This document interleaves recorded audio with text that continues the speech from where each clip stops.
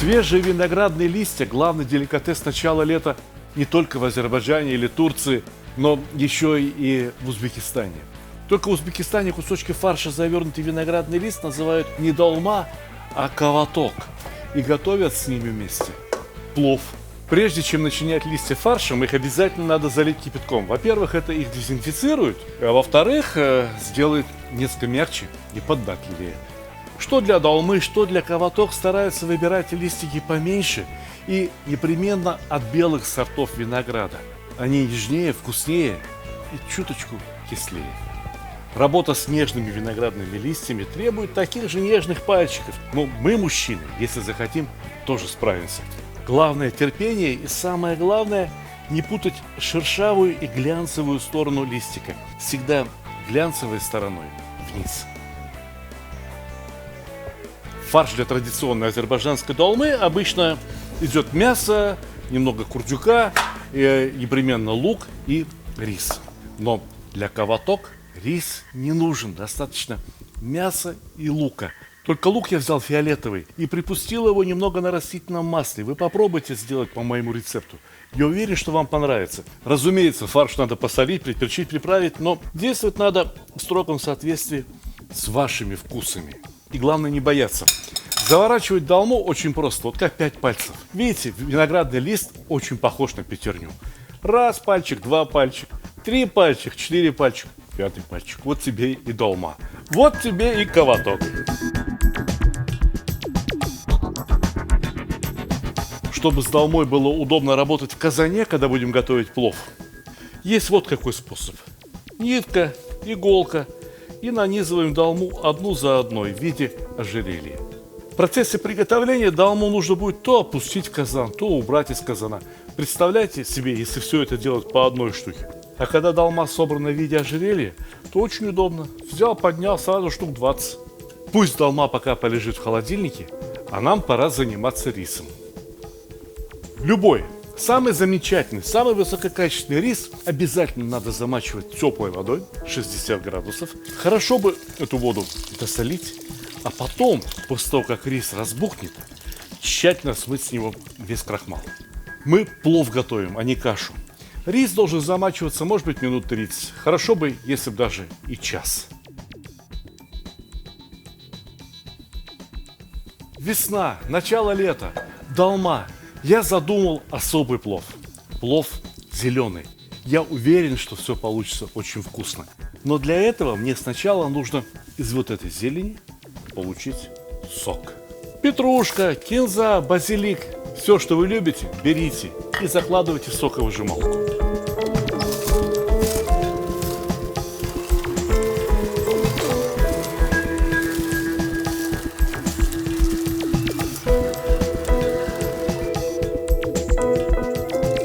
Вот и все готово для того, чтобы начинать приготовление плова.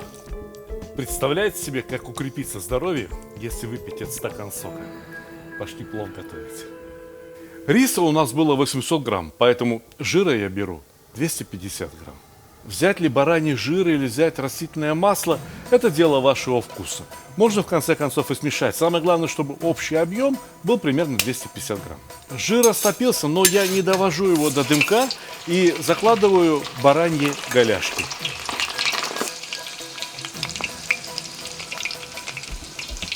Пожалуй, что хватит жарить голяшки. Я и лук сегодня не буду жарить слишком сильно. Почему? Да потому что у долмы, у виноградных листиков очень нежный вкус. И мне важно, чтобы он остался на поверхности, чтобы плов не пахнул сильно жареным луком, сильно жареным мясом. Зачем это? Поскольку лук сегодня решающей роли не играет, я опускаю его в количестве примерно грамм 100, 120, может быть 150, полторы луковицы. И не будем его жарить слишком сильно. Пожарим его так, чтобы он только-только стал прозрачным. Надо понимать, что конечный цвет плова образуется сейчас от степени зажарки лука, от степени обжаривания мяса, но никак не от степени зажаривания моркови. А поскольку я задумал приготовить сегодня особый плов, летний, весенний, зеленый, яркий, свежий, мне достаточно, чтобы лук едва-едва засолотился, и я начинаю опускать мясо, которое, впрочем, тоже жарить слишком сильно не буду. И масло сейчас тоже имеет такую температуру, что мясо не обжарится моментально, как это принято, например, в традиционном ферганском плове, рецепт которого вы можете посмотреть здесь. Либо еще вот одна подсказка, вот здесь. Я неоднократно готовил традиционные узбекские пловы, а сегодня мы с вами готовим совершенно уникальный плов. Плов с долмой, вот этот плов с каваток готовят по всему Узбекистану, но не так, как готовлю я сегодня. Некоторые ребята ошибочно думают, что чем чаще мешаешь мясо, тем быстрее оно пожарится. Нет. Для того, чтобы на мясе образовалась такая уверенная корочка, надо оставить его в покое. Вот пусть лежит где-то на краю стенки, вот так вот. И оно через 5 минут получит эту корочку. Но я постоянно мешаю мясо, не даю образоваться этой корочке. Для чего? Видите, какого она цвета? Розовенькая. Это именно то, что я хотел. И вот теперь я опускаю сюда отложенные, предварительно обжаренные голяшки. А теперь, внимание, приготовились. Это плов, в который я не положу ни 1 грамма зиры. Вот она у меня есть. Отличная, ташкентская. Убираю в сторонку. Я положу сюда куркуму. Для чего? Прежде всего для цвета и для особого праздничного запаха. Точно так же можно положить немножко черного перца. Ну, знаете сколько? Вот на кончике ложки. Вот столько. На целый казан плова. Больше не надо. Оттенок его должен чувствоваться.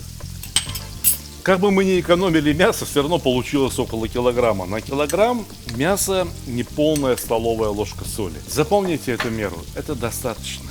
Теперь размешать, чтобы куркума, перец, соль разошлись по всему объему продуктов. Поскольку сегодняшний плов является моей фантазией, я вот сейчас поступлю так, как поступают в самаркандском плове. Несмотря на то, что основная часть мяса у меня порезана мелкими кусочками. Я буду готовить слоями.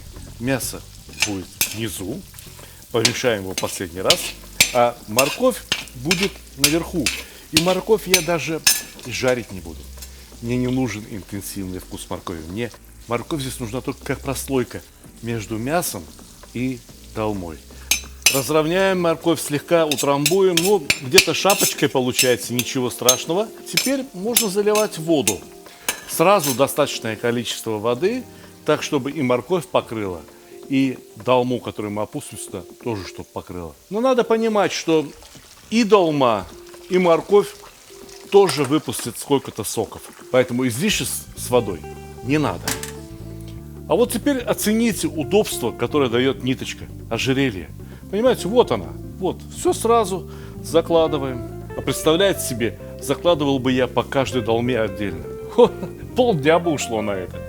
Часть долмы оказалась на поверхности. Это связано с тем, что морковь еще достаточно жесткая. Она вот потушится, обварится, обмякнет и выпустит сок, и долма выпустит сок, и в конце концов все будет покрыто водой. Но пока, чтобы вот эта долма, которая на поверхности, тоже готовилась, накроем крышкой. Так можно поступать. Ничего страшного, зирвах можно готовить иногда и под крышкой, только важно при этом нагрев, то есть огонь снизу казана, сделать минимальным. Потому что крышка увеличивает кипение, наверное, в 5 раз, может быть, в 10. Мясо в долме в виноградном листочке приготовится минут за 15-20. Но вот сам виноградный лист, каким бы нежным и молодым он не был, все равно требует времени. Поэтому под крышечкой наша долма проведет 30 минут. Это только на первом этапе. Знаете, как пахнет плов, когда он готовится? Когда вот зирвак варится, да? А знаете, как пахнет долма, когда она готовится?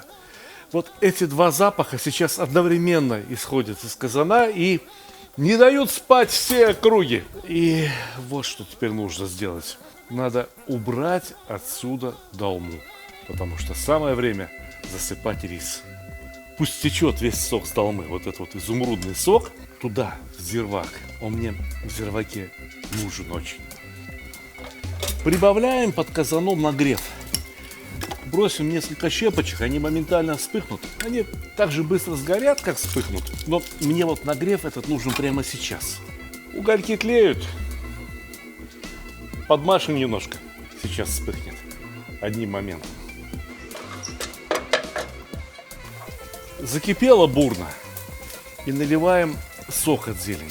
Этот сок подкрасит рис, который мы сейчас будем опускать в казан. Закипело, разровняем зелень равномерно и опускаем рис. Опускаем весь рис одним разом в казан. Разравниваем рис по всей поверхности, он весь должен утонуть. И вот теперь уже слишком сильного нагрева не надо.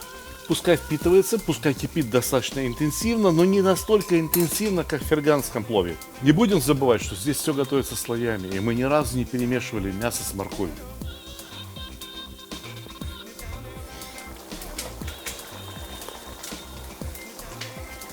Могу сказать, что это очень вкусно, и это достаточно кисленько, приятный баланс, но вот соли надо добавить. Я думаю, чуть меньше столовой ложки соли. Вот так достаточно для этого количества риса.